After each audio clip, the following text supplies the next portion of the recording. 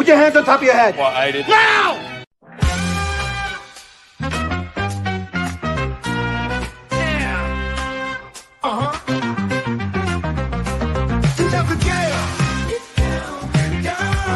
Here comes the jam. Getting down with the truth. The only way he knows how to. Girls all up with his name. We call him the chief. You're damn right. He's gonna get that sucker. Yo, we track down the truth. You know what a track down the truth. You know what do they call him? We call him the chief. You're damn right we do.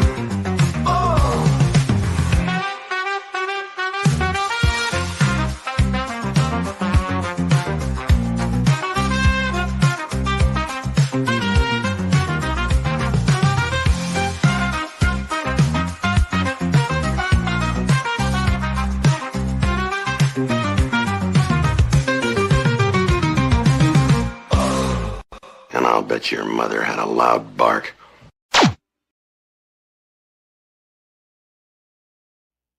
Good morning. This is Morning Coffee the Chief. I'm your host, Patrick Jordan, here on Pop Culture Minefield. You can catch us every Tuesday at 8 a.m. For my show where we review movies that are related to crime and law enforcement. And I apologize for the late start. We've had some technical difficulties, but we're going to kick off now. We'll probably have to compress the show a little bit, but we're going to review the movie In the Heat of the Night, a classic from the 1960s, and I got a couple great guys that are going to review them with us. I just want to remind you can find us on the Rumble channel, Pop Culture Minefield Rumble channel, and you can find us on their Facebook page, and you can find us on their YouTube channel. Now, you can also find me on my other show, Briefing with the Chief. That is on KJRDB.com at KJR Radio. You can listen to the radio show. You can also watch us on their Rumble channel and their Facebook page and their Twitter feed as well. On that show, that's every Wednesday at 5 p.m. Pacific Standard Time. I go over what's in the news, and I target media issues. I think tomorrow I'm going to actually interview a candidate for LA County Sheriff, and we'll get into some issues related to building jails, why it's important to build the jails, because we have a lot of jail abolitionists who do not want to build jails here in LA and other large counties around the country, and that's by design, because they don't want you to ever look at law enforcement and the criminal justice system as ways to deal with the social disorder in our communities. They want you to look in other directions. So if they don't build jails, there's no beds, so we have to turn to another direction. I think that's by design to lock us into what the current leftists think is the right path for criminal justice. So that'll be an interesting discussion tomorrow. And in a couple weeks, I'm going to have a sheriff on from Washington State, Sheriff Swank from Washington State. We're going to talk about why he's trying to push his county to work with ICE in the face of state law that doesn't allow it. So it'll be an interesting conversation with him in a couple weeks as well. So catch me on Briefing with the Chief every Wednesday at 5 p.m. Eastern Standard Time. We got to get right to our show here, though, because we're a little behind schedule. So let's bring up our guests, and we'll go with the first guest is Ralph Ornelas, a retired chief from Westminster Police Department, also a retired commander from the Los Angeles County Sheriff's Department, 30-plus years in law enforcement. He's been on both my shows, but this is a classic, and I knew my two guests would like to do this movie. A great movie, right, Ralph? Oh, I love this movie. This is a classic with great actors and the music with Ray Charles. So thanks again for including me on this invitation with your other guest. Yeah, well, let's bring up John right away here, and he's retired lieutenant from the Los Angeles County Sheriff's Department. He is in parts unknown. He's a California refugee. He got away from all the high taxes and the high costs from auto insurance, but we are impacting him where he's at. He's still too close to California, because I think our gas prices are stupid policies in California impacting him as well. How you doing, John? Good. Yours is going up 65 more cents this week. Yeah, That's but right. Stupid policies on Newsom in California, they're shutting down refineries are shutting down, but these refineries don't just provide fuel for California, adjacent states, and I won't say where you're at, but it's going to impact you as well. So I don't know how this guy thinks he's going to win the nomination for president. There's just aren't that many stupid leftists out there to win a primary. I don't know. Look at New York. Oh, Yeah, man, my own city. Oh, my God. But I have to tell you, it's easy to find a lot of subjects to do the politics stuff on these days. There's so much to talk about. It's crazy.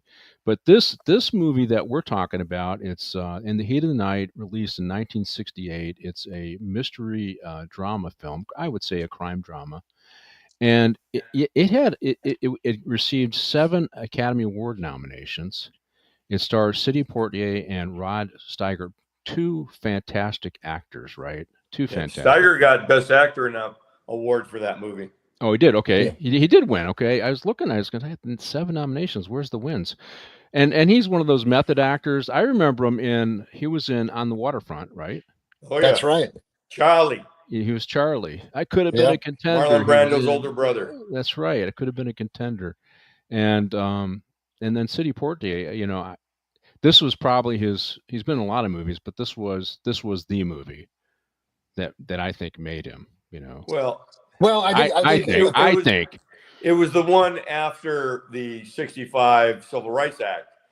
But he won. He was the first black man to win the Academy Award for Lilies of the Field in 63. Yes. That's right. I remember that, but I remember, and that was a good movie too, but I still think this was his best role here, where he does a great job in it. He pulls up. He has pride.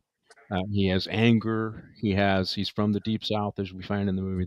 And he does a really good job balancing, I guess, what a black man had to do at the time. Sharp, capable black guy had to do at the time to survive in the South. You know what I mean? Yeah. Just an excellent job. And but you know what? Let's roll the first scene, and we'll talk about some of the characters. And the first scene I have in this one, it's Warren Oates, because I labeled it that because I wanted to talk about him too. Great character actor, Warren Oates, right? And here he is. He's kind of playing. I don't want to say the Barney Fife of the town, Sparta. Here, he's playing a dumbass and a racist. Yeah, he is. Now I remember, and I know I've talked to you about this movie, pervert. The Wild Bunch. The Wild Bunch is. Oh yeah, he's great in The Wild Bunch. He's great in that, and this scene's pretty interesting because this guy, we find out he's more to the central plot here later on in the movie. Well, I figured it out in the very beginning. But yeah, this is small town policing again. People don't like you. You know what I mean? Some people don't like the cops, and this is how they treat you. So they have this complicated. These guys they're kind of jerks to each other. He hides the pie from Warren Oates. Let's get Warren's character's name up here. I can't remember now. It's Anthony James. Anthony James plays Ralph. Yeah. Yeah, but it's Warren Oates he's Sam Wood in this movie. Yeah. And this guy, he doesn't like James here, which it's probably a big clue that he's, if he doesn't like the law enforcement, he probably doesn't think that much of laws either, right? So, which we find later in the movie. But let's talk about the act. So we got, so in this case, this is Sam's normal routine through the town, and he ends up stopping by this gal's house where she accommodates voyeurs or encourages voyeurs, right? Because she's walking around naked, I guess is the best way to say this. But in addition to Rod Steiger, we had Lee Grant. She's in this movie. Another a great actress, right? Great actress. And but there's a guy who's premiered in this movie, Scott Wilson. Now I can't remember, John, who it was who did In Cold Blood. The movie I reviewed, In Cold Blood. He was in that movie. He was Hitchcock. He's played a lot. Most of the time you see him, he's older, and he's done a lot of. He's played cops. He's played gangsters. A lot of FBI type things. But he's been around a long time. But I like him. He seems like one of those actors that you couldn't probably say his name if somebody said, "What was the name of that actor?" Exactly. But he always was regular busy. He was busy. He made a good living doing this. Same with I think Warren Oates has a little more name recognition though. But hey Pat, Scott Wilson, wasn't he played the father in the movie we reviewed? Guns Only with Benicio del Toro and James Caan. Yes, he did. He was in that one too. Yes, absolutely. And again, he plays in these movies where he has prominent roles, but you probably couldn't think of his name without looking it up, right? But it's like busy. Anthony James, the ones talking to there at the cafe. he always played bad guys. Right. Always. You Well, he's saw got him in that. every TV show, every movie. I think one time I saw where he was the bad guy, but then he was exonerated. All the other times he was. That's why I knew as soon as it started, I'm like, he's the bad guy. They always use the same guys. Yeah, your TV ESP, right? You know, that's because it's who they hire, and he looks like a hype. He looks like a crazy, you know. He's a perfect setting. Right. But if you remember Warren Oates, also, do you remember the movie Stripes, the comedy? Yes. Yep. He played the sergeant in that. Yeah. But you know, one of my favorite things is Twilight Zone, where they were transported. He was a tank commander. He and two other guys, and they're transferred back to Custer's Last Stand, and they play that out. And then at the very end, when they're making the charge, they show the monument, and their names are added on the monument. That was pretty cool. But Warren Oates is great. He played Dillinger. He played a whole bunch of stuff. But they have a lot. Any other actors and actresses, John, that you see in the cast that we should talk about here? I can't think of his name now. I forgot to write it down. The one who plays the head of the old KKK. Oh, and he played Endicott. His Endicott, Larry Yeah. Gates. Larry Gates is the Larry name of the Gates. actor. His name of the actor. Hey, but you know, guys, the actress in there that played in quite a few movies with Sidney Poitier was B. Richards. You know, Yeah. she played his mom, and Guess Who's Coming to Dinner, and she played in another movie with Sidney Poitier. I can't remember off the top of my head, but she's been around him quite often in different movies. Yep. Was she the lady who did the abortions? Is that true? Yes. Okay. B. Richards, Mama. Yep. Okay. And also the mayor, William Shallert. Yep. He was Patty Duke's dad in the Patty Duke show. I was going to bring that up. That's a good point. Yeah, you remember that? Yeah. Yep. Oh, he played in a lot of stuff. Hell of a character actor. Yep. Yeah. So, and then the other guy was the guy running away, Harvey. He played in a lot of movies, different bit part movies. Yeah. They caught him, and later on, Sidney Poitier grabs his handcuffed hand. He's always left-handed, you know, and so it's kind of that's Scott Wilson. Yeah, he played In Cold Blood. I remember from that one just because he played the primary character with. I was surprised when I saw Scott Wilson. I recognized it. I'm like, but I always know him as older guy, right. Dad, grandfather, cop. Yeah, it was great. Well, so in the scene, we just finished the scene. Sam is out doing patrol and he finds the body, right? And it's and he don't know what the fuck to do. Yeah, he's a little bit out of his element, absolutely. Did you see the name of the cafe? I just Compton. Yeah, Compton Cafe. I thought I was gonna bring that up, but I wasn't sure if you're moving on. But I thought that was interesting. Yeah, so did I. I mean, I worked the city of Compton. That's why I saw that. It got my attention. Of course, the opening theme is by Ray Charles, as you had mentioned. Love Ralph. that.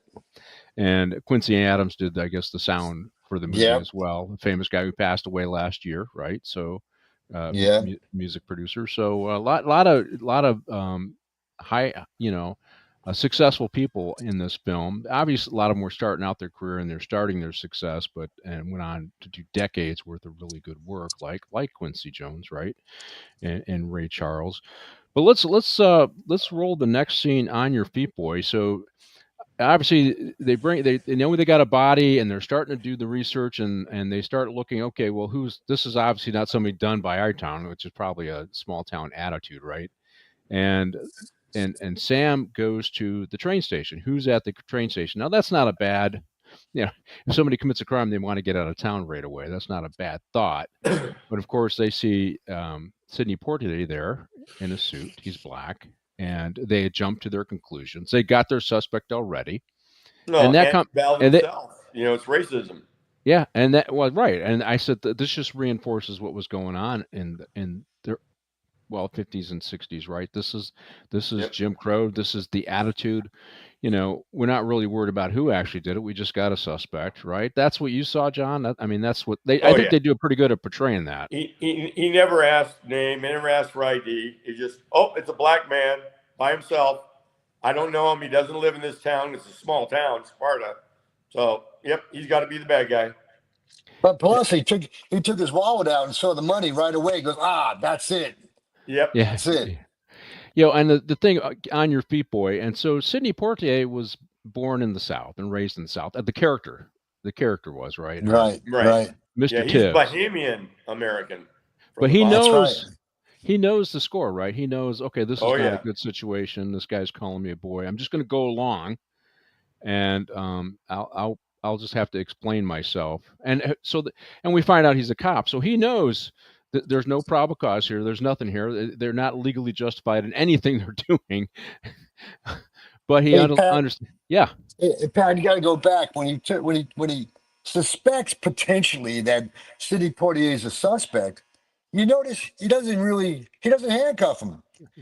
He doesn't handcuff him. No, He puts him in the back seat with his suitcase, and he doesn't really pat him down and stuff. I mean, I look at that, I go, oh my God, he's definitely a Barney Fife. I mean, I thought it was just from a police standpoint. That showed the goofiness of Mr. Wood, Officer Wood. Right. And also, this is what made him vulnerable. Well, I think part of this is the racist attitude. Yep. Oh, you know what I mean? The psychology of all the people that lived in the South. I have to be compliant and go along, even if they don't handcuff me. I mean, to some degree, because it's pretty obvious. I mean, the constitutional laws weren't all that as important there as they were maybe in northern cities when they were embracing the changes in the laws at the time. And we see Sam. He's got a smile on his face. I got the guy, right? Look, he's got all the money. And this is when Sidney Poitier finally he breaks it to Rod Steiger, the chief, that he's actually a police officer from Philadelphia. Yep. And I think this is really, I think the best part of this movie is the interaction between Steiger and Poitier, their characters. I think, and this Ralph. I think you did 12 Angry Men with me, the review. Yeah. This is one of those movies where it's less about the action scenes, and there's very few action scenes, but it's less about that, and it's the interaction of these actors and portraying all the different feelings that are and reality that was going on in the South at the time, right? Yeah, I mean, I'm sorry. Go ahead. Finish. Go ahead. No, go ahead. Go ahead. No, but I think the little bit of research I did on it, Sidney Poitier and Rod Steiger were very close friends. Yeah. And they really helped each other out a lot. But I think it goes back to what you're saying. What I love about 12 Angry Men in this movie was the verbiage and the dialogue between each other, the emotion, the eyes, the tone. And, I mean, it was a great exchange between both of them. And not lengthy. Absolutely. Not lengthy, but yet significant, as you stated, Pat, and John stated, about the times in the 60s of a Southern white guy and a black person he finds out he's a detective, a very high level detective from homicide from Philadelphia. And I just loved it. I mean, I watch this movie all the time because first of all, I really respected Sidney Poitier, how he started his career, and also Rod Steiger, a Jewish man who grew up in New York, and how he started his career out. Yep. Yeah, well, I think first of all, there's he's in a better suit than these guys probably own, right? Yeah, right. I mean, he's clearly got a higher level of education than both of these guys. I have to comment though; these are three iconic actors in this scene initially, right? It's Warren Oates, Rod Steiger, and Sidney Poitier. So I mean, you don't get that kind of interaction in movies anymore, right? Where it's like this, and it is the betrayal of the characters that carries the movies and their interactions, which is why I think this is such a great movie. But it's what really comes across is why do you have that money? And he then explains how much he makes, and boy, does that get under the skin of our Southern cops, right, John? They're seeing the fine suit. They're hearing that this guy's clearly highly educated, and he's got money, and he makes way the hell more than those guys. And when Sidney was saying that, or the character was saying, Mr. Tibbs was saying that, he knew. What was it, $300 a week, something like that? Yeah. $162, $162 a week. Yeah. Yeah, which is, I mean, yeah, this is a northern city, so they pay a lot more, right? And we know in California they paid a lot more for policing than other areas, other jurisdictions. But this is just, it's got to grind the chief here. He's the chief, and he makes nowhere near that, right? And I think that Oh that's yeah. part of this. They realized, okay, these are guys who grew up with this superior mindset, and now they got this guy in front of them. And in every way, he's clearly intelligent. He's clearly educated. He's got better clothes. He's got more money in his pocket, and he makes more money than them. And he's in a profession of prestige, a homicide detective, right? Yep. Pat and John, it's really interesting that, the accent that Sidney Poitier, had was much more accepted by the white population during the movies at that time, And I don't know if you know this, but he lived in Harlem, and he saw a advertising article about to get a job, and they told him about acting, and they kicked him out, and then he was dishwasher, and he said, "Screw this stuff." And I got to give that man credit during that period of time in his life. He really excelled, and I think it was his sophistication, the accent, the manner he carried himself all the time. I really admired that man tremendously. Well, I'm assuming at the time, when you did get an opportunity, if you were a black actor, you had to maximize that opportunity. Oh yeah. And so, Absolutely. here's a guy who, his talent, just oozed onto the screen, right? And that's what made him famous. And that's a great thing about this, because it did show that if you were, you could overcome those boundaries, and people can respect an artist, who is showing top notch, who was top notch in their craft. And that's, I mean, you could see it in the movie. That's why I think this is his best movie, Sidney Poitier's, in my opinion, uh, because he has to express so many complicated emotions in the movie, and he pulls it off, right, John? Oh yeah, absolutely. Hell of And an this, act. so they do the homework, right? Even though they probably are pretty sure he's a homicide detective from Philadelphia, they call his chief, and an interesting twist. And I'm curious. So who's the guy on the other line? The chief. We don't really hear him, right? And I'm just thinking, okay, this is a chief from Philadelphia. Yeah, maybe there's probably some racial attitudes up in Philadelphia too. Oh sure. But yeah, he didn't like the South, and he's thinking, let me twist the knife in these guys. Maybe Virgil's a little smarty pants with him too. But I'm gonna help. I'm gonna say, hey, we're gonna volunteer Virgil to help you. I'm just Yeah. thinking, what is that chief thinking, right? He Yeah. goes, he's got a smarty pants detective. He says, yeah, I'm gonna play with this chief from Sparta, and I'm gonna offer my number one homicide detective to help him solve his crime. And Oh, they take it as an insult, of course. they're taking, yeah, they take it as an A insult. Oh, black I'm just man helping me? helping that, exactly. So I'm thinking, oh, this guy up north, whoever he is, you never see that. He's thinking, oh, I'm going to have a little fun with this. I mean, that's the only, because I'm thinking either do one or two things. Let's get my guy out of there, or let's poke some fingers in. And so that was a big part of the plot, right, Ralph? It was, We don't know what was said between, Gillespie and the chief. And then also Virgil comes back into the room, and Gillespie hands him the phone. And then he gets on, he goes, but yeah, chief, and all of a sudden, you can see and this is the great part about the acting about both these men. Not only the words, but the facial expressions and the manner that, Gillespie, Virgil gave the phone back to Gillespie, Virgil saying, but sir, okay, and he hands him back, and now he's got to work with this man who friggin' hates him because he's black, right? right. But that's the perfect Sidney Poitier as an actor and what he portrayed at that moment in time, and he followed an order to the T. Yep. And I gotta tell you, it was just great facial expressions and verbiage and all that stuff that goes along about being a great actor. He did a great job, both those men. But it kind of sets it up. John sets the whole plot line up. Now he's got to stay there and show exactly what he's capable of. and these guys don't want it. And in the end, Gillespie realizes he needs this, and he's gonna Oh, get sure. into that. But When he takes them over to look at the body, Oh, you see the faces on those guys. yeah, What the hell is he doing here? And the let's one roll guy you yeah. see him in a let's roll million movies. let's roll that scene while you're talking, John, because you're right.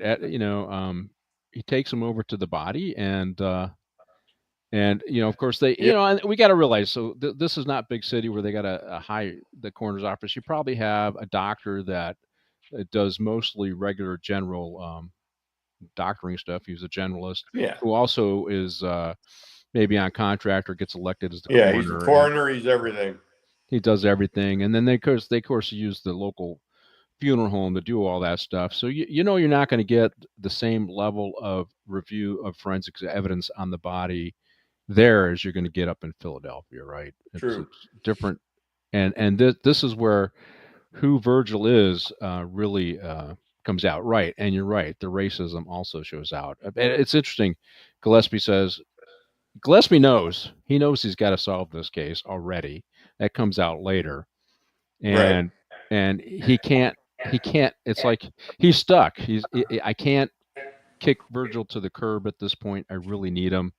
And as much as I love my guys, his racist crew there, he recognizes they're not up for this. Right. Ralph, what do you think, Yeah, Ralph?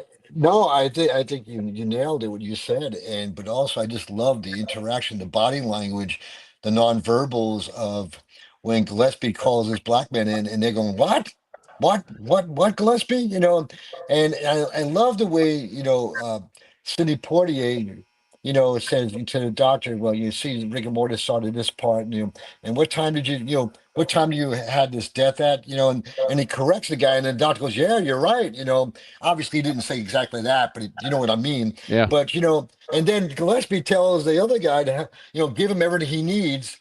And even with the part when Virgil said, I gotta wash my hands, and he looked at him like, oh, over there, but he was reluctant to tell him to wash his hands at the sink behind him, Right. because he's so prejudiced. But Gillespie gave him the direct order, hey, you give him everything he wants.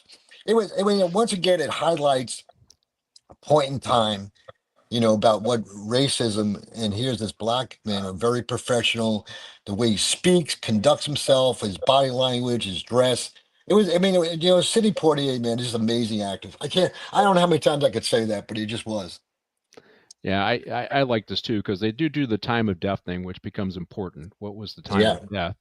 And he goes, well, he asks those questions, and of course, we know how they do it, right? They take a long needle and they get the core temperature, and then they figure out what the body temperature is, and they work the math backwards. What was it cold outside? Was he in a warm environment, cold environment? And then they use all those factors to kind of figure out Right. what was and they're pretty close on that, John, when they do that, right? Homicide and the coroner's office are pretty close. But that's the most important thing here, to establish the timeline, because then you can start looking at what was going on at that time in the city, right? Right. So that's why it's really important. And our guys are two amateurs here. It's not important until Sidney Poitier clarifies just how important it is, right? Exactly. I think the other thing here you got Chief Gillespie. He's a cop, doesn't probably do that many homicides, and he's recognized as he's watching Virgil do this.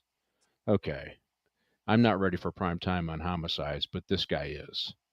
And he's probably thinking, well, I got to work with Virgil. I'm going to keep working him.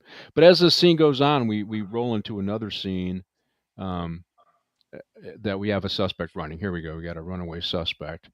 And for me, it was kind of typical of the South. You got the running suspect, and they get the bloodhounds out, and they're chasing. This is our actor, Scott Wilson. He plays Harvey in this one, right? And he's running through the woods here. And a classic, they got the bloodhounds in the South. Now, we used bloodhounds when we were looking for people, John. I mean, in LA County Sheriff's Department, but they're all pretty quiet. They're not running through the woods barking like crazy. Yep. They're just sniffing and following the trail. So I think it's classic Hollywood to have the bloodhounds barking and chasing them. But that isn't really how they work, right? We've seen them. They come out. I've used them, and they got their nose down. their olfactory system is better than any other dog, and dogs Right. can smell everything miles away. And we use it on a shooter.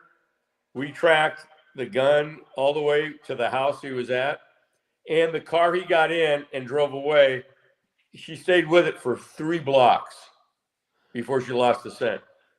Right. You know, but they not one sound out of them. Just No, they were pretty quiet, right? yep. You just follow them.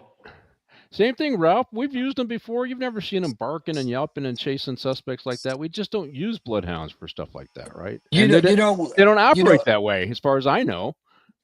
You know, the times we use bloodhounds with OSS through different jurisdictions to LA County, it was never to track a suspect. It was actually track a piece of evidence of property, and actually we contracted with the bloodhound owners. We didn't. The sheriff's department have bloodhounds ourselves. We had to contract Right. out. Exactly.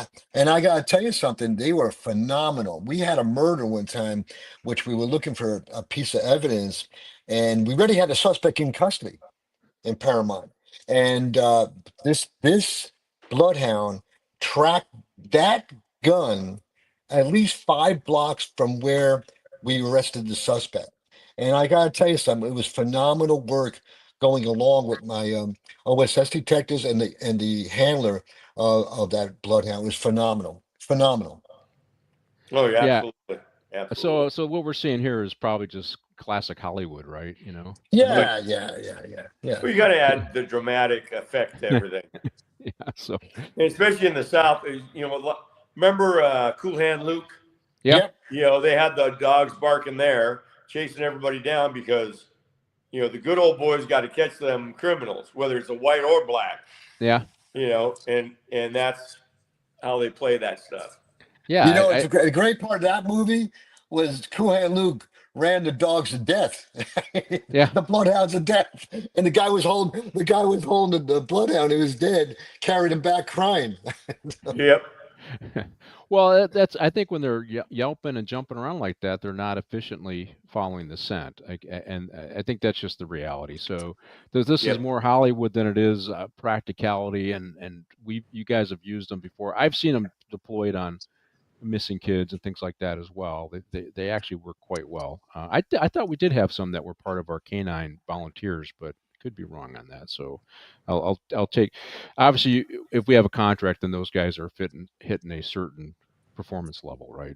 The canines, but they do catch our guy Harvey, and they think he's the guy because any running suspect has got to be the guy, right? Oh yeah. Evidence doesn't really matter, right? He played at the Not in pool the hall. South. He's a local minor two-bit criminal, right? Probably not that bad a guy, and but hey, he's there at the time. He has opportunity, allegedly has opportunity, and he's a pretty good patsy, right? And so they go after him. But here, they're one of the other parts of the scene, and I didn't or part of the movie here as we roll forward is I didn't clip it is when Lee Grant comes in, right? So she's the wife. So I got to set this up. So the guy killed is an industrialist. He's coming down to Georgia to build a factory down in Georgia.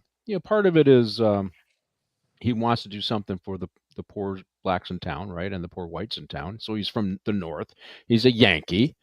There's still some really solid negative attitudes towards the Yankees, the carpetbaggers, Yep. the Reconstructionists. So they got attitudes towards him. People have attitudes toward him, but they also recognize it's necessary. They need this. And we did see in the 60s and 70s an industrialization of the South that didn't exist in the past. Opportunities were starting to come down in the South. So this is consistent with what's going on. But he's killed, and obviously his wife is upset. That's the character that Lee Grant plays, and Mr. Tibbs. What I liked about this, and it's consistent. A homicide detective is going to want to do this.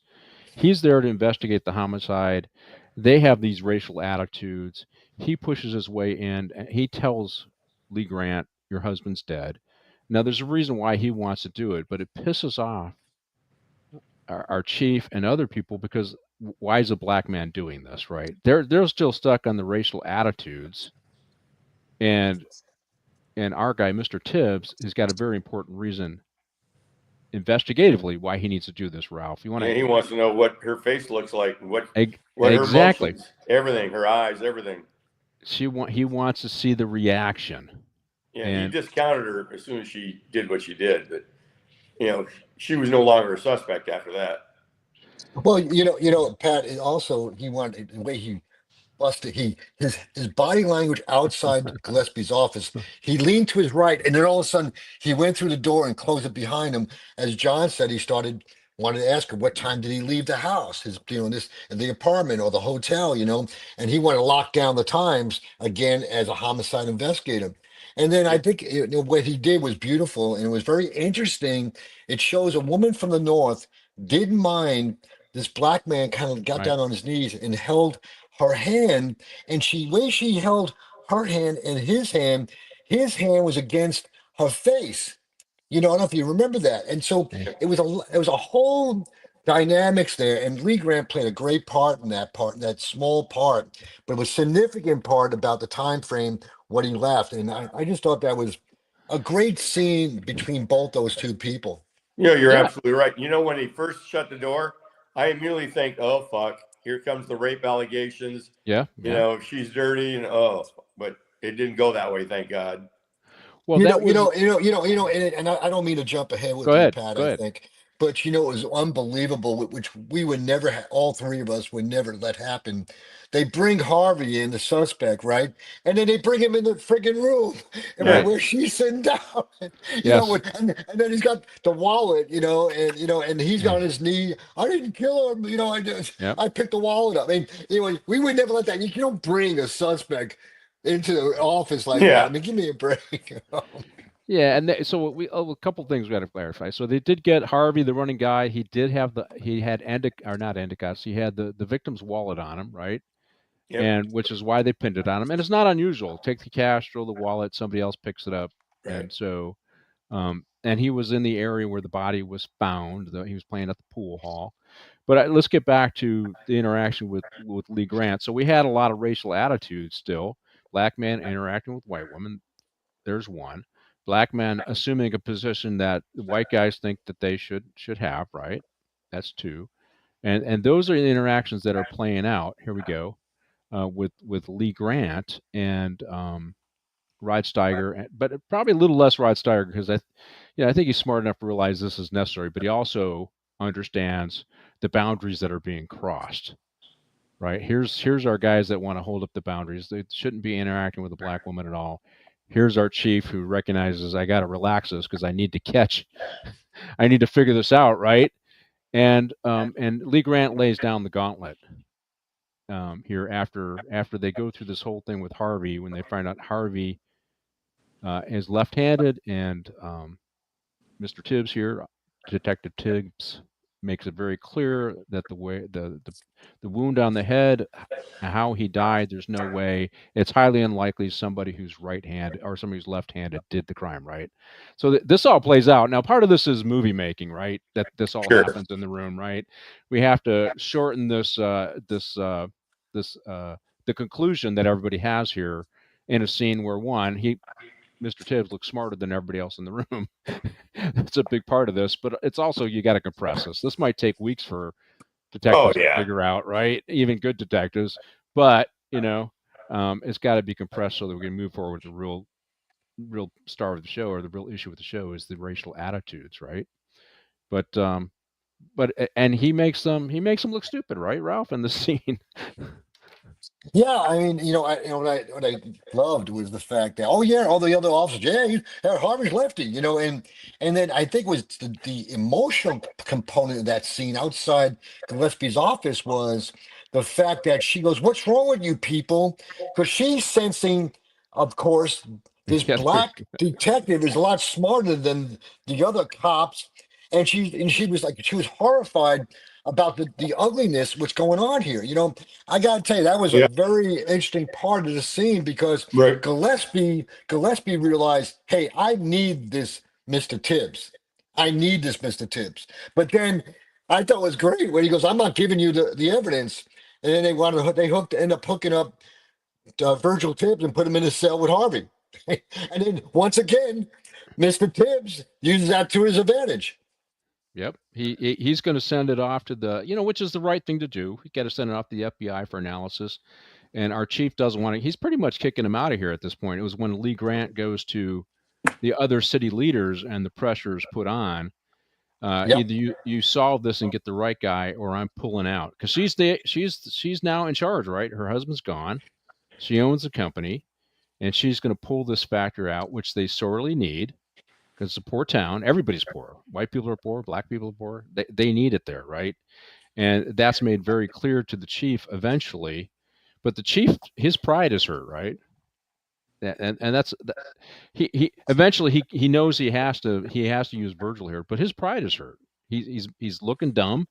He just wants to solve this problem. He's okay with putting this poor guy Harvey in prison, even though he's not really the guy.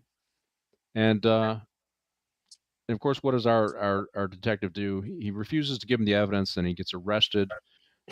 And he's put in with Harvey, and of course, he uses that time to get a little more information from Harvey, right? Which is, hey, he's still being the detective, right, John? He's still doing he got the alibi for him, being at the pool hall. Yeah. And he just solidified that, left-handed, and now, look, he was there. He was not available to take his life. Yeah. All right, I gotta ask this question to Ralph here. So we see our homicide detective, he's always wearing a suit. Whether it was LAPD, LA Sheriff's Department, no matter what the shitty environment was, no matter where it was at, our guys always showed up in suits. This is classic, right? Although he's out of his element, he's not in Philadelphia, but this is what homicide detectives look like when they're working big city stuff, right, Ralph?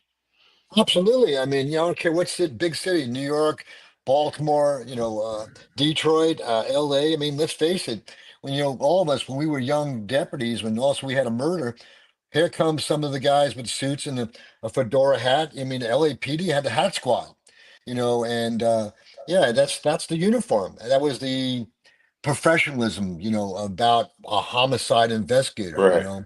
And guess what? You admire that. Even Columbo had a suit, was pretty fucking wrinkled, but Columbo even had a suit on, with a raincoat, But even look at Kojak, I mean, that's what was they portrayed them as the suit squad, Yeah, I always to me it was like, okay, these guys, they need to portray that they're serious guys, that Yep. wearing the suit denotes I'm still in uniform. Mine is just a different uniform. It's a suit. And I do think one of the great thing about Columbo was his rumpled suit was to actually disarm people, right? It was disarm. This guy's a dumb guy. He doesn't know what he's doing. He's a bumbling guy. That was by design for Columbo. But, I think for most homicide bureaus, and I kind of agree with that. You want that victim to recognize that we're putting our best foot forward. Absolutely. To solve the case. Pat and John, some of the actors and actresses in this movie were on Columbo. Oh yeah. Yeah. That's They true. were in shows with Columbo. In fact, Lee Grant was one of the murderers on Columbo. Yes. Female. Yeah. Yeah. Obviously these guys flow back and forth between movies and TV. That was much more accepted at the time, right? Because TV was a lot of working actors and actresses. Yeah, it was still considering the new genre, right? I mean, there was and they were producing a whole lot more content. That's the interesting thing. So we're kind of going through that same kind of thing, right? You got the movies, right? And you got made for regular television. Then you got the streaming stuff, and now you got the online or the like YouTube, Rumble content, right? So there's a whole bunch of new content where these guys can make money, actors can make money. Because there's some stuff that they just make just for like YouTube and Rumble, and you won't see it on regular broadcast television, but it's professional actors and actresses doing it. Yeah. So, look at Prime. You've got the guy that played what's the cop one that just finished his 4th season? I can't think of his name. What platform is it on? On Prime. Bosch? No, it's Bosch. Bosch, yeah. Bosch, all of a sudden, and you get 10 to 12 back in the day, everybody had 24, 27 episodes. Now it's 10 or 12 with these cable things, and a lot more people are getting work, and they're putting it out everywhere. Yeah, we Read by Nature's been plugging in here with stuff. Let's see, Dirk Benedict did a tour of Columbo on stage. I will say, Dirk, you said something earlier about there's all kinds of different police dogs, not just bloodhounds. Different kinds of dogs for different kinds of solutions. They're not plug and play, right? Nope. So, but so here's our guy. Our Tibbs is being the homicide detective here. He's getting information from Harvey, and this timeline helps across the board. Ultimately, it helps Harvey too, because they go from one suspect to another suspect in this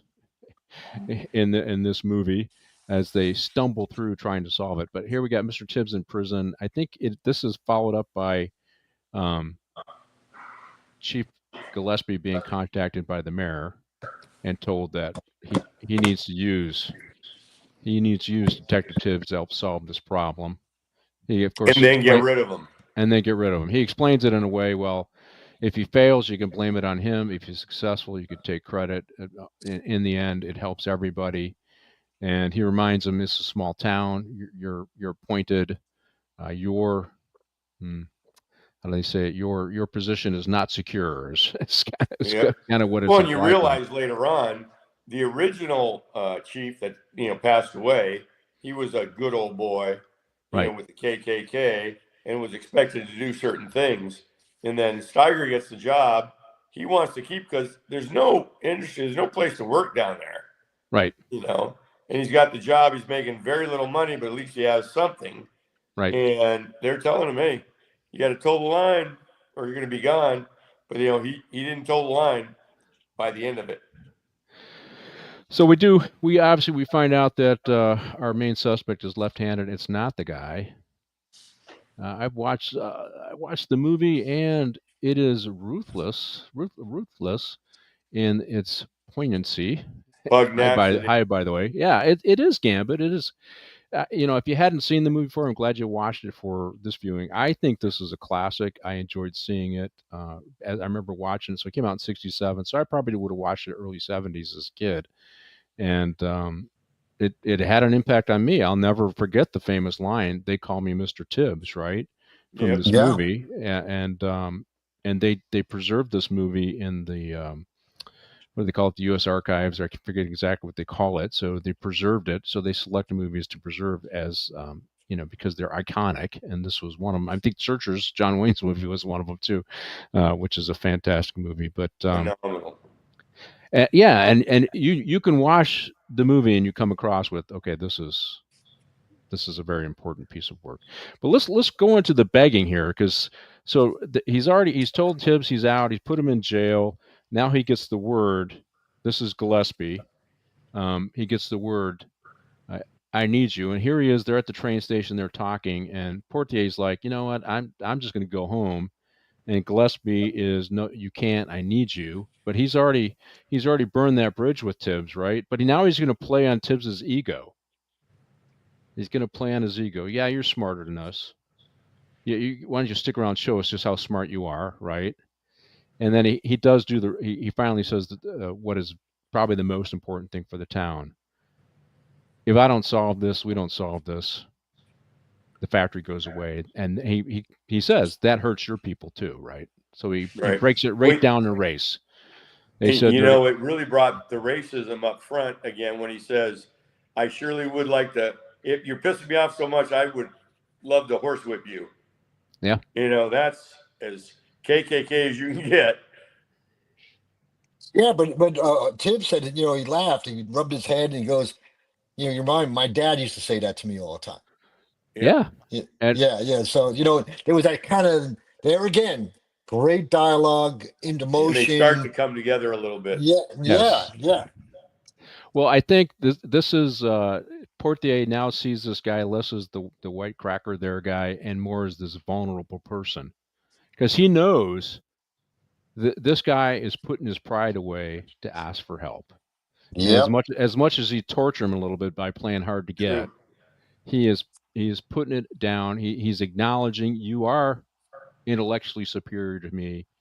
You have these capabilities, and he also there's no way that Mr. Tibbs can't recognize that by doing this, Gillespie is probably signing his own fate. He'll probably be fired down the road. He's going to take some guff by working with him as well. And he can recognize that. I see this is all coming out in the scene, and so he decides to stay and help him. Go ahead, Ralph. I just want to bring up the fact that Sidney Poitier demanded this film be filmed in the North, Sparta, Illinois, because of him and Harry Belafonte were in the South, and the Ku Klux Klan threatened to kill them back in the 60s. And he demanded that. And an interesting part was Rod Steiger and Lee Graham totally agree with that. I mean, so that shows the strength of a real life friendship between these people, in regards to when making this movie. And we also, the director, I think his name is Norman Jewison.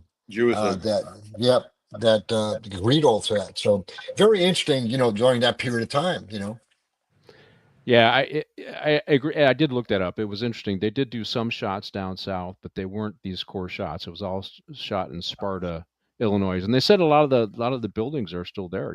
The landmarks that you can see in the movie are still in Sparta, Illinois. And we have to remind folks, we still didn't have the Summer of Love where those three the two white civil rights Jewish civil rights worker and the black one went down south, and they were kidnapped by the local police and KK members and murdered, right? I think it was Schwimmer. I'm forgetting their names now.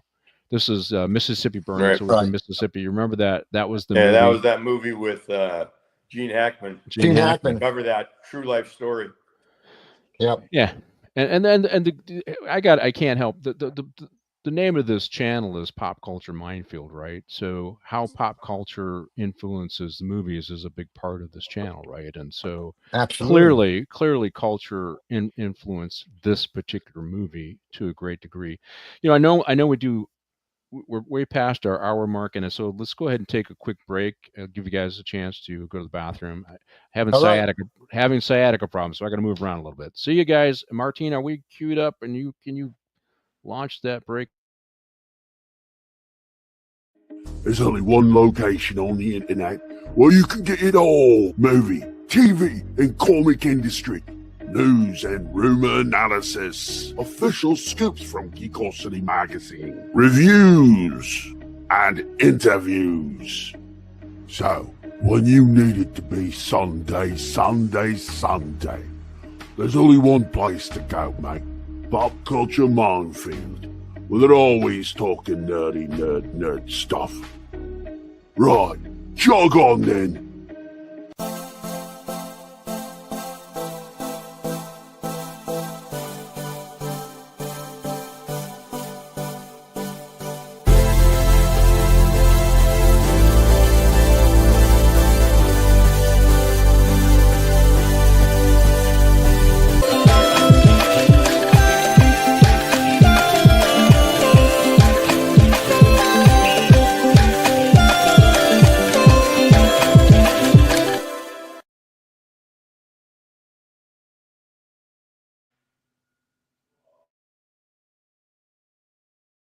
There's only one location on the internet where you can get it all: movie, TV, and comic industry. News and rumor analysis, official scoops from Geekosity magazine, reviews, and interviews. So, when you need it to be Sunday, there's only one place to go, mate. Pop Culture Minefield, where they're always talking nerdy nerd stuff. Right, jog on then.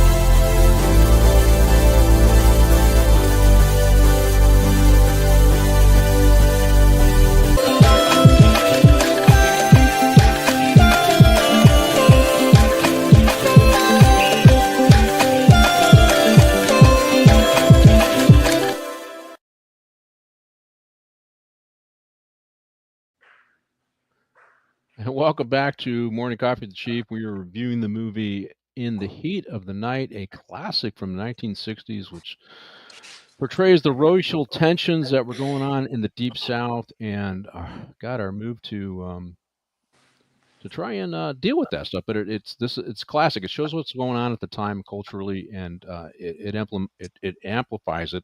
I think to a great degree in this movie. But so we're left at okay now. Gillespie and Tibbs have come to an understanding. They're going to work together to solve this. Gillespie's now less concerned about just arresting anybody, and he's concerned with actually solving it. I think like I said before the break, I think he already knows his days might actually be numbered as the chief here, but he might as well go out doing the right thing and solve this, right? Solve this crime. And let's roll the next scene. The car is the crime scene, and Endicott. I think this rolls into the Endicott scene as well. and this is as Tibbs realizes that the body, the person, our victim, was not killed on the street there. He was killed elsewhere, and he was moved. He says that early on. He also finds when they do find the car, they find a piece of material in there that indicates that it's from a very it's stuff that's used to grow, right? So it might be Osmond. Hosman. You want to explain that, Ralph, to folks? Yeah, and Osmond, they used it for moisture for the type of flowers that Endicott was growing in his green room. And as we lead into it, as you continue on, I'll hand it back to you. Okay, so actually, Tibbs is doing. He's starting at well, who was not happy with this industrialist coming down, and it was the old racist power structure that was not happy, which brings Tibbs to the door here. He's already got this tip. He's got this piece of material that he knows is probably limited and where you can find it. But what brings him here is he's kind of identified as an opponent to the industrialist. So he's coming to do his interview now. Here's where you understand where Tibbs is maybe not the purist in what he's thinking. He's looking for this opportunity to lord over this racist here that we have on film. He wanted this, and he was to some degree he had his own blinders on because he really wanted it to be this guy Endicott or people he's connected with who killed the industrialists, and you can see that. So his as much as we saw Gillespie's bias driving, who he saw as the suspects, we also saw that with Mr. Tibbs, the seasoned homicide detective. He let his own bias, his own anger. This is what this scene is all about, right, Ralph? Yeah, I thought it was an unbelievable scene. In fact, that slap of a black actor slapping, going nationwide at that time was prolific, and it was like iconic to this day. I think we lost Ralph there. You want to go ahead and comment, John? Yeah, what Ralph's bringing up is it is iconic because back in, again, it's 1967, 2 years after the Civil Rights Act, and this antebellum South is still antebellum. There's a lot of KK down there, a lot of racial things. They still had separate bathrooms, where he, what's funny is the Endicott starts bringing up, which, Virgil gets into him like, hey, I like, he knows a lot about orchids. So he starts talking to him, trying to get into his, on his side. And then, of course, Endicott turns around saying, well, which one do you like? And he tells me, he goes, oh, this is the one that needs loving care and help, just like the black man. Just like the Negro. Yes, that's Yeah. exactly. Yeah, it's. Well, I think he does a good job of playing the genteel Southern racist, right? Oh, yeah. Our actor here, but back to my point, Ralph, I'll let you fit up. I know you got cut off. Virgil was looking forward to this confrontation. He was enjoying asking these questions.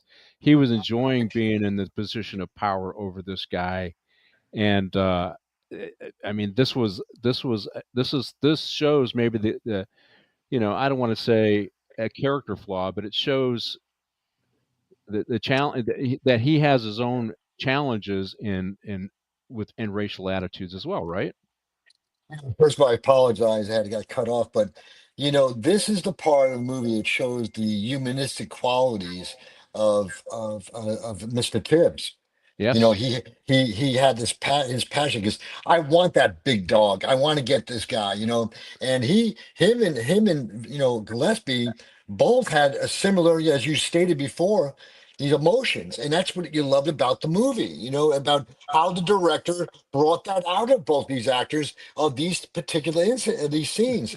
So I thought it was just fabulous, but yet Virgil realized later on after he slapped him, he fell into the same realm as Gillespie, which he thought of himself as being much more professional. But I got to tell you, the other thing was, you look at the actor, the butler. His name was Jester Harrison. Yeah. His facial expression when Virgil Tibbs backslapped, return to Endicott, and then when they walked out the door, he didn't say a word, but I just loved the facial reaction of the butler's face, just shaking his head down. I Yeah. wasn't sure what that facial expression that shaking his head meant. Was it against Endicott or was it against Sidney Poitier playing, Mr. Tibbs, what he did? So because I think that it was butler, against Endicott. I don't know. That I think the director did that purposely to make you think about that. I think he was just sad because he knew what that meant. He knew that would get out, and he had a target on his back already. Now he's got a much bigger target on his back, as we Yeah, see later yeah. in the movie. It's a beautiful scene. I mean, I'll be honest with you, it really is. And here's right after the slap, and this is what Endicott says: there was a time where I could have had you shot for that, right? I could have had you shot, and he's right. And that was still going on there, though, in the South, right? Oh yeah. People were getting killed just because they were black, or obviously they called them the Freedom Riders, right? So Right. at the time, those folks were white people going down there were getting assaulted and killed as well. Yeah, that was in 64. As they fought for civil rights. So this is all of this stuff is fresh at the time, but it's the comments I think of Gillespie to him after this, and Gillespie now knows, hey, I'm toast after this, because he'd have been the guy doing the shooting, 50 years before, but now Gillespie just shuts up and. But what I think the butler is he recognizes that Poitier now has a big target on his back. That's what I think. That's why he's sad. This is a successful black man who's risen to a height that 50 years ago we couldn't have done that, and now he's put a mark on himself. And this guy, if he can, will kill him. And I think that's why he was sad. But what does Gillespie say to us? You're just like the rest of us. Yeah. Yeah. You're just like the rest of us. I mean, you have your own attitudes, and you act based upon them in a way that isn't productive, right? And he's right. Yeah. And I think after the scene, I think Tibbs realizes, okay, yeah, yeah, I blew it. There's what is it? What is it? The homicide? Hey, just follow the evidence, right, Ralph? Yeah. You got to put away your preconceived notions. Now, some of your what does it say? Some of your feelings about a case might be driven by experience, but you really have to put away any prejudice or any attitudes you may have if you really want to catch killers, right? Yeah. I mean, the biggest, hardest thing as anybody in law enforcement, when you're on a case and you're so committed to it, you do have that humanistic emotions and you believe somebody's guilty, and you have to control that because you have to go based on the interviews, the testimonials, the physical evidence, all the things coming back from the crime lab, to give you that clarity. But it's humanistic quality, that you believe, hey, Ralph Ornelas did this. I just know he did it, but you got to prove it. Right. And one of the scenes I didn't show is I believe they had the scene with the daughter who was pregnant, right? And I think that happened already. I'm trying to think of the timeline. Yeah, we got Sam's. I just gotta. It did, right? And so even though Tibbs was in the room and he heard that, of course, the brother was angry that he brings his not a daughter, his sister, in there to explain that his sister is pregnant and the deputy did it, and she's underage, right? Sam. Yeah. And this is where they believe that maybe Sam was the killer because he needed the money allegedly for an abortion, I guess. This is what, but Tibbs, he ignores this stuff because he wants to talk to Endicott. That's the big part of this thing. That's what you realize. And then when he realizes, all right, I think, and that conversation with Gillespie, Gillespie, yeah, well, my job's over with now. Are you happy now? You're just like the rest of us. Are you happy now? I think he puts his homicide detective hat back on. Yeah, I think it was a checkmate for him as control his emotion, and I believe Pat. I could be wrong, but I believe the scene with the brother and the sister in Gillespie's office came after It's Mike Endicott. coming. Well, let's roll the Yeah, it did. redneck. This is the next redneck scene, and this is where I think okay, yeah, this is where, okay, so they don't like this guy in town. So this is probably the response from Endicott. So Endicott gets slapped. These guys are probably working for him. That's what's implied because it happens not long after the slap. So I got these rednecks mixed up with the other rednecks that are going to try and get Tibbs as well, right? And he gets chased down into a factory, and he ultimately is saved by Gillespie. But this is what it happens, right? They isolate you, you get you alone, and they take care of business. So Endicott is going to follow through on his original thought with these guys, right, John? Yep. And this is not unusual. This happened in the South in the 50s and 60s. Oh, yeah. And it's not going to be a fair fight. Right, Ralph? It's not going to be a fair fight. Oh, no. It's going to be, outnumbered and weapons. Well, I mean, luckily they didn't have a gun or a shotgun at the time. But I like the fact that what, Virgil Tibbs did, grab that pipe and try to defend himself. But yet Gillespie came in. I thought it was interesting. He's overweight, stomach, and he bitch slaps these guys. And then he looks left and he punches the other fat guy in the stomach. And, they had to carry that guy out. So it was kind of comical in a sense. But, Gillespie carried some weight in the city still, even though as a maybe a failed chief, but he did carry some weight. Well, here's the other thing. They both told him he's done, right? I mean, the bad guys pretty much told him he's done. Why are you protecting him? Kind of thing is what the attitude of our suspects in this scene. And this is where I think Forged in Fire, our two main characters begin to have respect, and I think some degree of they like each other. They Yeah. realize, the most importantly, they realize that they're sacrificing something in themselves to help solve this crime and to do the right thing.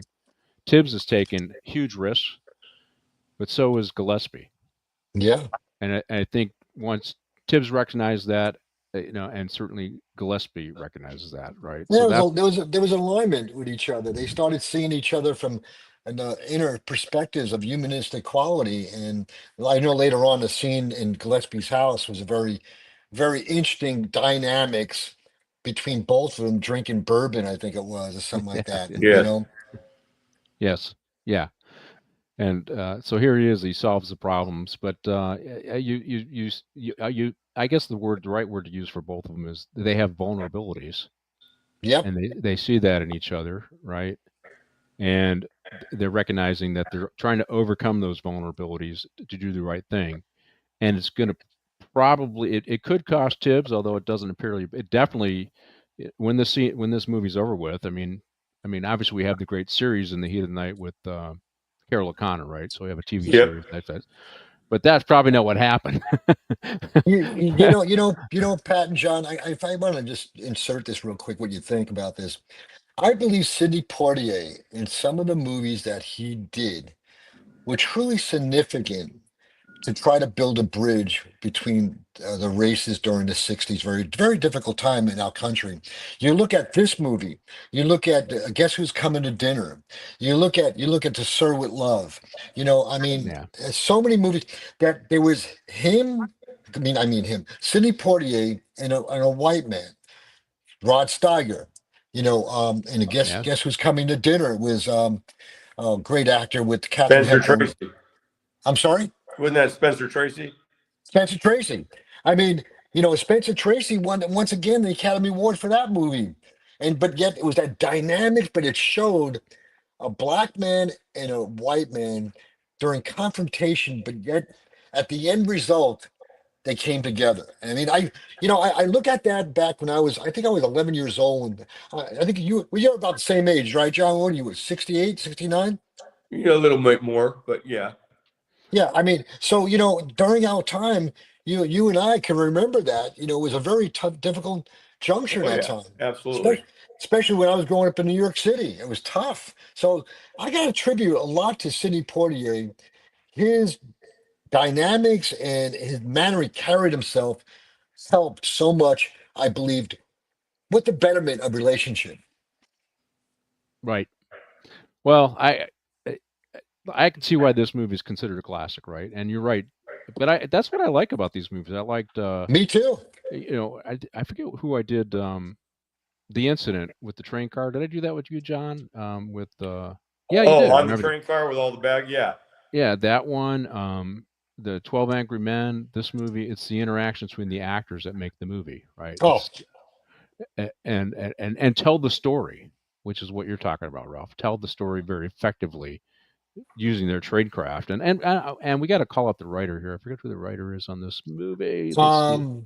Leaf? No, God, I forget the name of the guy. Directed by Philadelphia. Let's see where the writer is. Let's see. I don't see the writer on this. And produced by Walter Mirisch. And well, I'll have to see if I can't find that a little. You know what? You're looking through that. The other actor that I look at today is Denzel with some of the dialogue that he engages with. Yeah. I mean Denzel and there's many different white actors too. I think that are very good at that also. But I mean Denzel comes to my mind about even the movie Training Day. Yeah. Some of the verbiage and the dialogue in that movie. John Ball was the writer. Oh, thank you. And he wrote it in '65. Right. It didn't get produced till '67. Well, we got to call out him. He did a great job in laying out the scenes but let's go with timeline. Timeline with Sam. So I think I did not use the scene where the brother brings his sister in, underage sister who's pregnant by Sam. But I think that opens up the suspicions of Sam. To be quite frank, Sam found the body, right? And Sam gets this underage girl pregnant. And allegedly, this is what is said. And but they're going through the timeline, which this is so after Mr. Tibbs gets past I'm tunnel vision because I want it to be Endicott, he goes back to the basics, right? Let's establish the timeline, right? And in doing this timeline, Sam ends up lying during the timeline. He's lying because he was involved in some behavior that he doesn't want them to know about. Yeah, he's a voyeur. Right, he's a Peeping voyeur. Tom. Yeah. Well, I wouldn't say he was peeping because she was exposing. She was exposing, Yeah. and he was availing himself of that, right? And Portier, he figures out pretty quickly that this is just one of those. Somebody's lying because there's a morality issue going on during his shift. But Gillespie locks into it. He's my suspect. He lied. He found the body. He lied. He's my man. And those are to some degree legitimate, but the facts have to start lining up with that too, right? Those can. That's like the divining rod that says water's here, but you got to dig deeper. And he's also got Warren Oates had money in his bank. That's right. $700 that he didn't know where it came from. Right, and the chief goes to the bank and he without a warrant, and presses the banker to give him this information. Of course, he gets the information that he deposited $600 from saving bottles. I didn't understand what the hell he was talking about. He was collecting coins, and he saved it in his bottle for months and months, and who knows how long, That's a lot of coins to collect. Six, maybe. Well, Hey, silver dollars, I guess, but that's still. So yeah. So I guess that would be an unrealistic thing. But Sam here now becomes eventually becomes the suspect because of this. But but Tibbs already knows this ain't he ain't the guy, right? He knows he Right. recognizes that sometimes people will lie about moral issues because they're not necessarily because they committed a crime, but they want to hide something else that they might be involved in, right? Those things happen, which is why good homicide detectives have all the evidence needs to link up, right, Ralph? yeah, it's really interesting. He used that scene to actually disprove Woods was not the suspect. But what he used was Harvey getting information about, hey Harvey, who do you know that Yeah. would, that has knowledge about where to get an abortion? And that's how they came up with Mama. And then you know the rest of it, what happened after that, without ruining your Here's lead-ins, the plot, Pat. yeah. Well, but Yeah. hey, so he's John. I think he's started to think he's gone back to thinking like a homicide detective. He goes, okay, let me find what is the motive for this, because the motive is not Endicott, the power guy who doesn't want the new power guy in Right. town. So what is the motive? And it's probably something basic and part of the human condition, right? And which is what most homicides are about, right? Either gang turf or a love triangle, or what this was. He needed money to solve a problem. Our suspect needed money to solve the problem, and that was the abortion, right? The abortion represented a possibility of of a motive, right, John? Oh, absolutely. But he You had to know, he had to get past his bias to get there, right? yeah. There's a lot of shit in the way.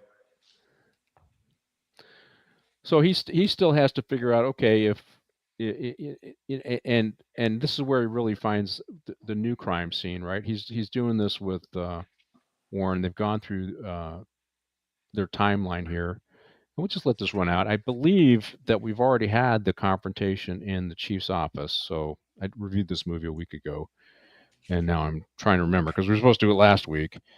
And this is where he recognizes, obviously he knows there's a girl out there that's pregnant, and somebody impregnated her.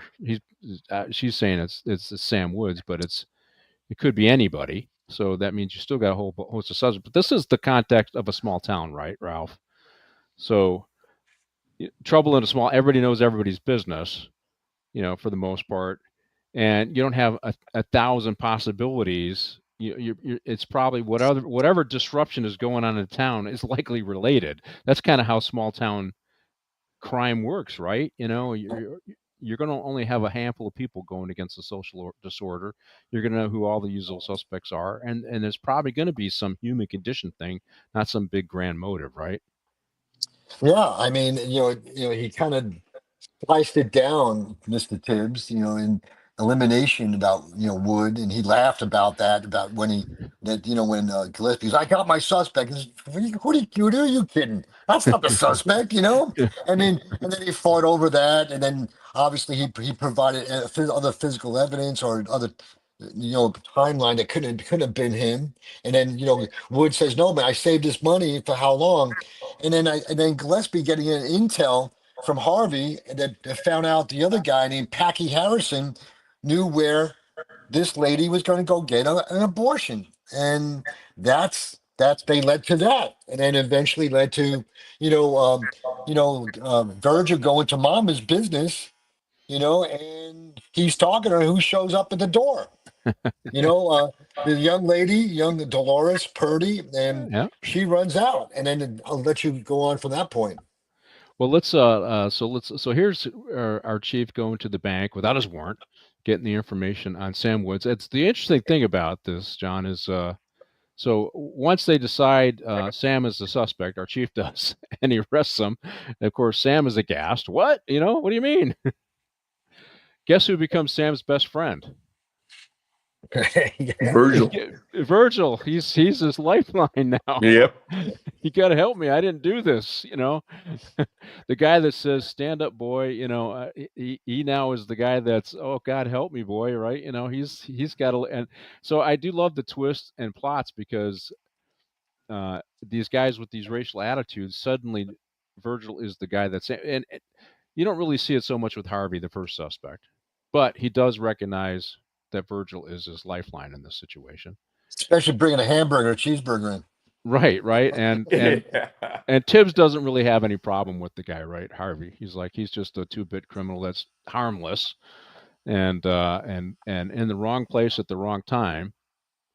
Right. And he gives him information. So, but Woods was not very nice to him. Sam was not very nice to him. But he also read, hey, okay, this guy's a pathetic character. He's not guilty either, right?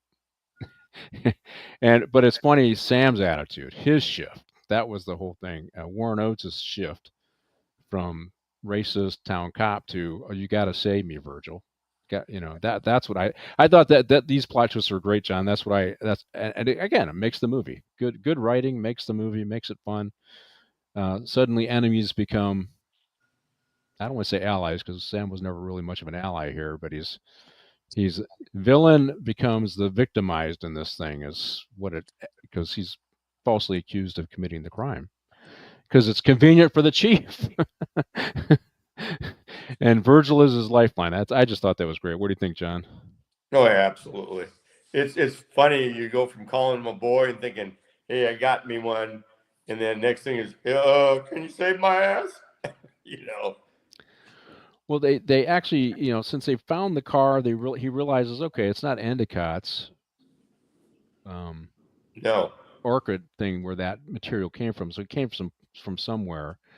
And of course, he's doing his basics. Well, where would he go? Where would that be from? And he checks out the site where they're supposed to build the factory. He goes out there, and he recognizes this. So this is the real crime scene. I think I got a clip on this, and he recognizes the real crime thing based upon some of the stuff that's found in the car. And so as he's working through the logic of the case, of course, what does he got? He's got 2 suspects. One's left-handed, and it's a right-handed suspect, so it's not him. And Sam, who lied about the voyeur stuff, which has got the attention on him, and he has money in the bank, he can't actually kill him and drive our victim back to town and dump him because you still got the car left out there, right? Yep. So you got 2 cars involved. This is a situation with 1 car. So he realizes that the crime scene is the field where our industrialists wanted to build the new factory. He's got what he thinks is the weapon in hand. It's the stake, and he starts to explain all this stuff, and he's putting together the possibility that there were obviously personal reasons, that it has more to do with this other disruption in town, and that is the pregnant teenager. Mm-hmm. So who is that person, right? And this is where he figures out where he's got to go visit Mama. Well, here's where he clarifies to the chief, it can't be Sam. You need to. He can't drive 2 cars. Right, Ralph. So yeah, he laid it all out. And like he said it in the script, that it became very clear once Dolores came in and she said what she said, and Sam couldn't be in 2 places. I mean, he's not that quick of a runner. So he's not that quick up here either. no, that too. But and Gillespie goes, the light went on. He's right. So now that's where he starts getting the intel about, Packy Harrison through Harvey, and built the case up from there. So it was great dialogue, great acting. I mean, it just, these are the movies that you just love to see over and over again. Yeah, and I didn't put the scene where they're drinking in the trailer, right? But that has happened, and it humanizes. That scene actually humanizes both of them, right, John? Yeah. Oh yeah, and they have a few quips back. There it is, right here. It is right there. It's in the house. There it is, right here. Yeah. It also shows you that Chief Gillespie, who has nothing else going on in his life, no woman in his life, they talk about this, and that Virgil's by himself too. So there's this common bond that they have. They're both exactly both single and have not experienced permanent love in their life, I guess. But you also get a sense that, boy, this chief lives pretty modestly. He's clearly not making much, and this is his identity, right?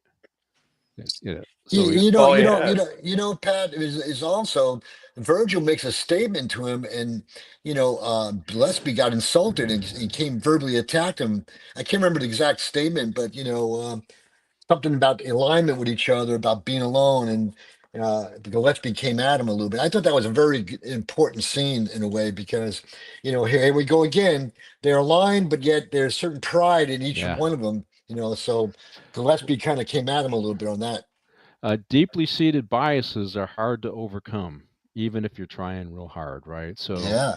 him Yeah. being characterized as being,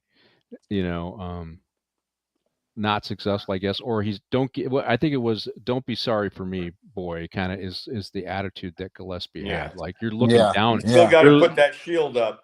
You're looking down on me. Don't you dare look on. That was absolutely.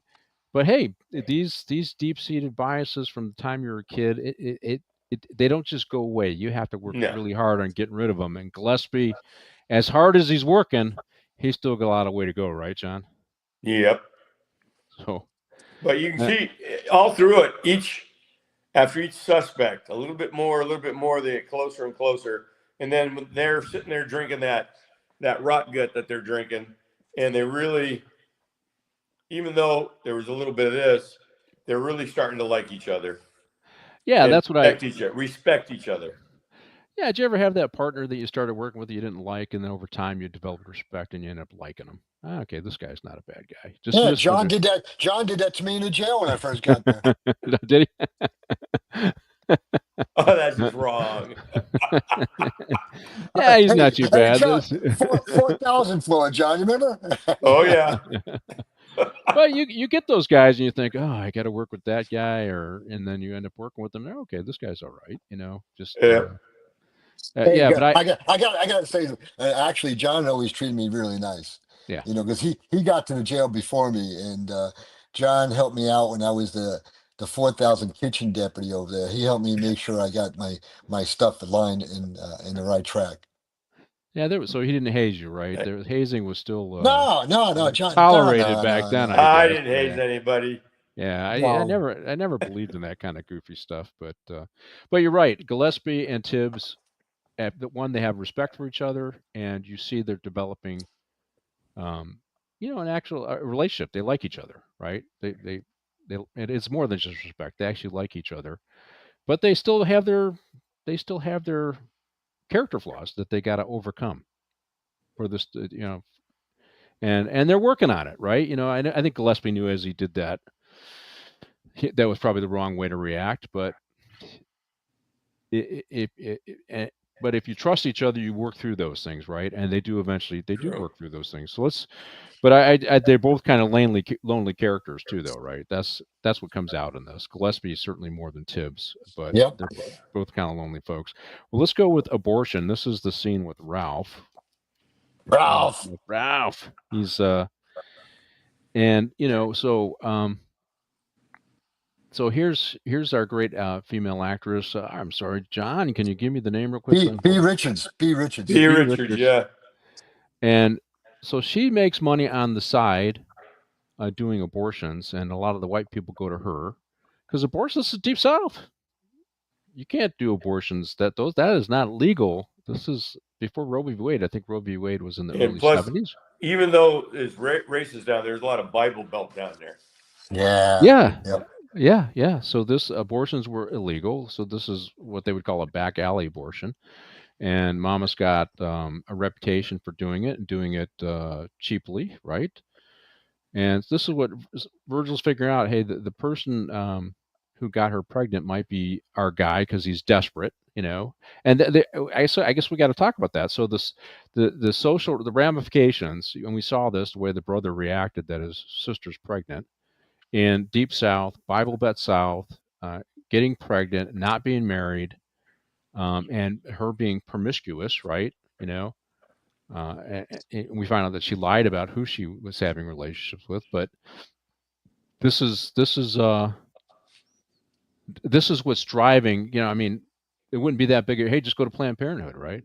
But this is what's driving. It's a violation of a social norm, and it's driving the criminal behavior, and that's what Tues recognizes as a homicide detective, right, John? Yep. Absolutely. And that gives him his motivation, and that's a starting point, right, Ralph? That's many times that's the starting point. What's going on in the family? What happened? Why is this husband or wife killed? What are the drivers? What, is there an affair going on? Is there some kind of abuse going on? Is there financial issues? These are, in this case, it was a financial issue. They had to solve a problem of this abortion, which is a violation of social norm. It's a poor town. Somebody's got to come up with the money, and these are typical motivations, right, Ralph? Yeah, I mean, that like again, that scene when they were in the Gillespie's office, and Virgil said he learned a lot from that. And then on top of the top of the info that he got from Packy Harrison, I think his name was, who was given the abortion, that led him to that woman, Mama. And I love the exchange between Mama and Tibbs, that he said, "Hey, there's white time and there's color time doing in jail." And then her facial expression changed. And again, great Yep. acting by B. Richards. How she responded to that, and how he he he developed that scene, Sidney Poitier, to get the best out of B. Richards, and then she gave it up, and then also who's at the door? Dolores is at the door, yeah, so then they run in after each other. Virgil's chasing her and led up to Ralph, and then that whole scene evolves from there. Yeah, so Dolores we find out she is the one that's going to the abortion. Of course, Virgil knows whoever is the father of the child is likely the suspect, right? Yep. Yep. Yeah, they needed money. The industrialist has money in his pocket. Nobody has money running around that town, as we find out, because the cops are poor. Everybody's poor, and this is the part I thought, he's pushing this because this is part of the movie, but he has to know, as being from the South, that he is not in a good spot here. Mr.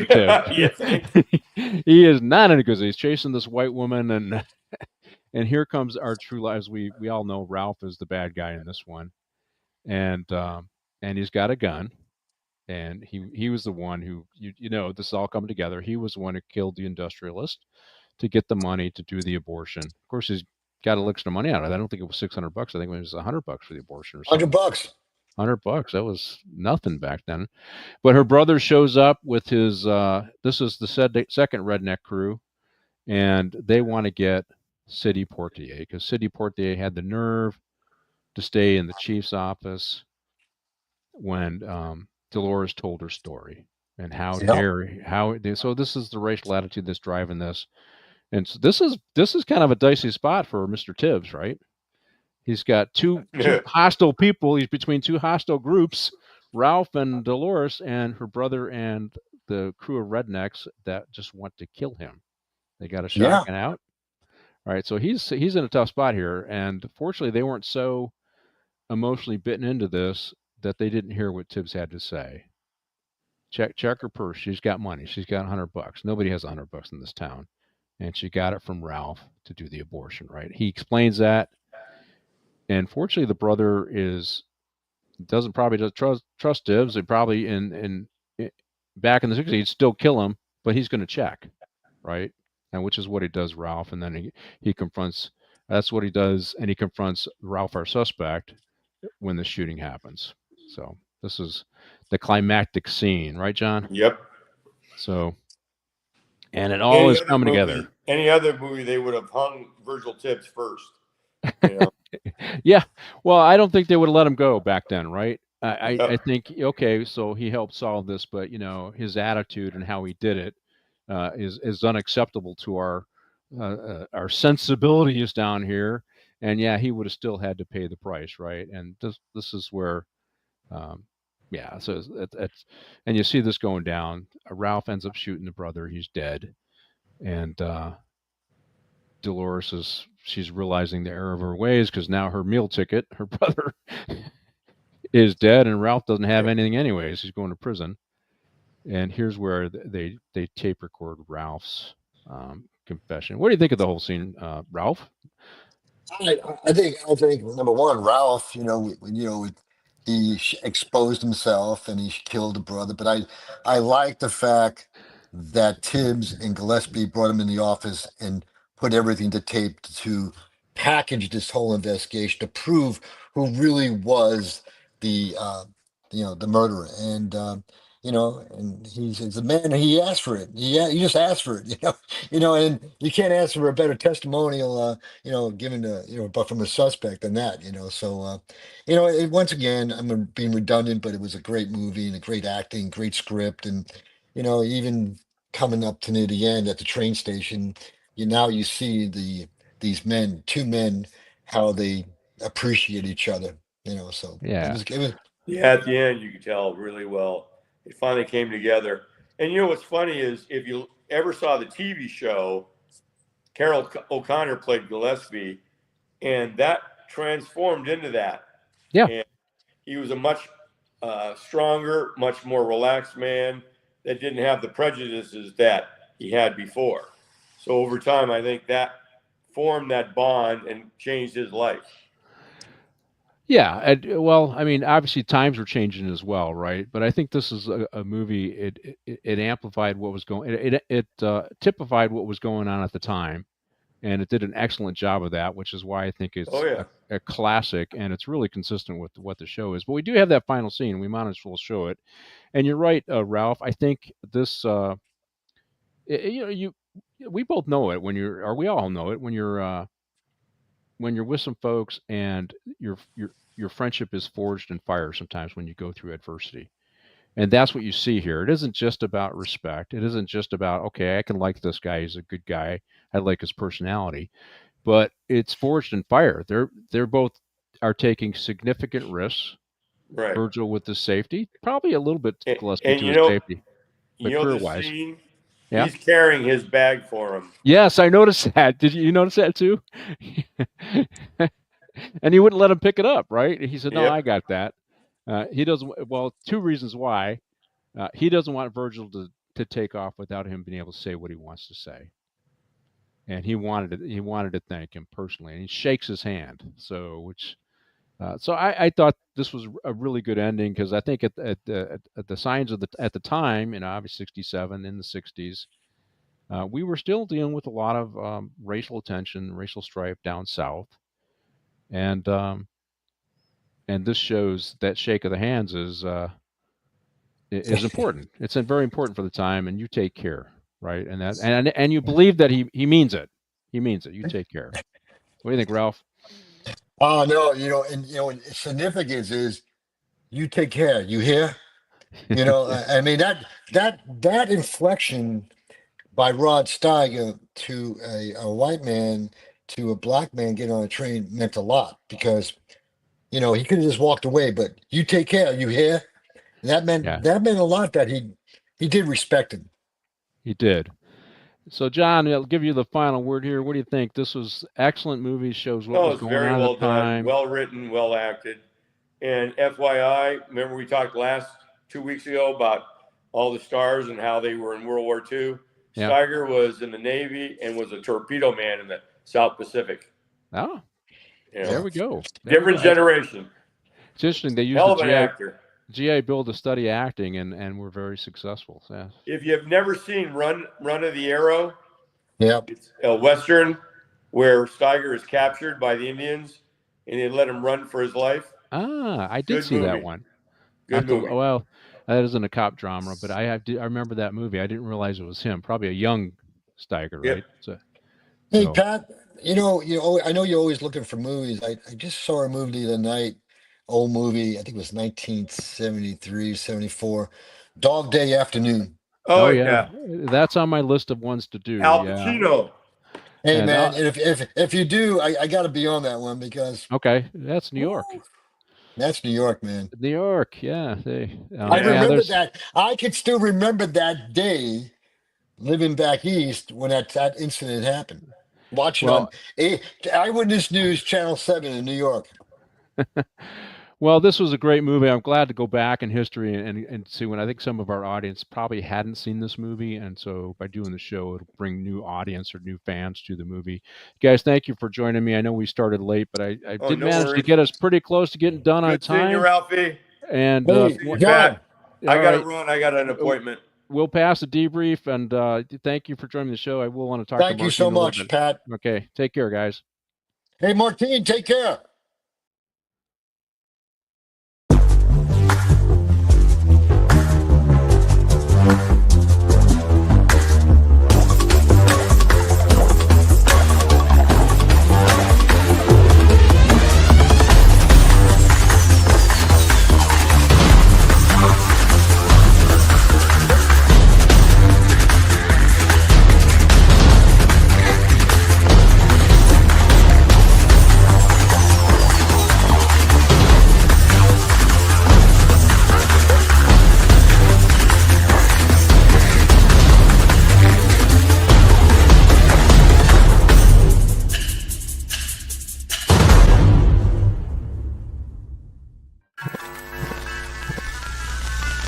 Y'all come back now, you hear?